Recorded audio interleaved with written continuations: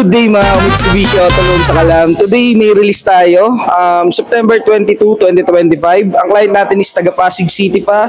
Si Sir Alexander. Ito yung kinukwento ko sa inyo last time ng Friday. Na i-release natin na gusto niya munang i-check yung unit at makasigurado siya sa unit niya na kung totoo ba tsaka legit at brand new.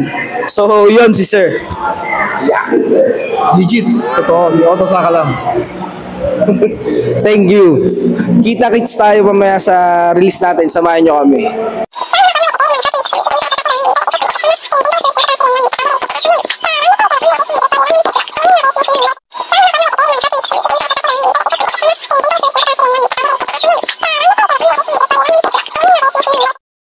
So yun mga ka-Mitsubishi Auto Loan sa Kalam, tapos na yung release natin kay Sir.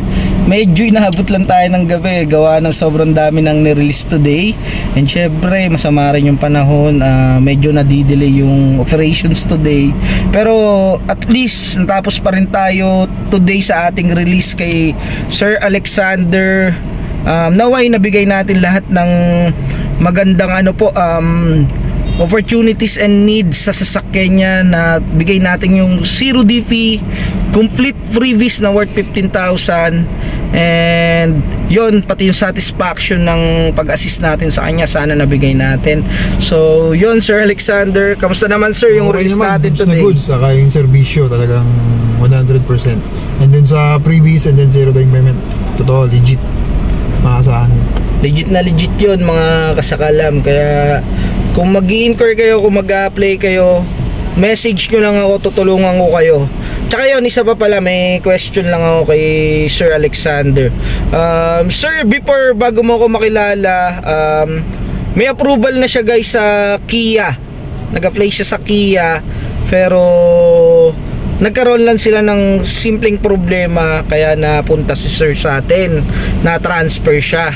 So yun sir, ano po ba yung nangyari sa inyo dun sir? Bali nung na-approve ako ng bank, yung mga quotation na binigay sa akin nung una nagbago, kaya naghanap ako ng ibang dealership. Yun nga, napagtanungan ko si Sir Auto sa Kalam, kaya and maganda naman yung offer niya, and then yung mga zero down payment, so totoo talaga. So kaya napadecide ako na ilipat ko yung approval ko kay Sir. Legit yun mga ka-Mitsubishi Auto Loan sa Kalam. So yun, tapos na tayo, done deal tayo kay Sir today. Maraming salamat ulit. Tsaka yun, congrats kay Sir Alexander. Ingat siya sa biyahe. Tsaka more blessings pa sa kanya. So see you soon sa another release natin. Ingat kayo lahat mga kasakalam.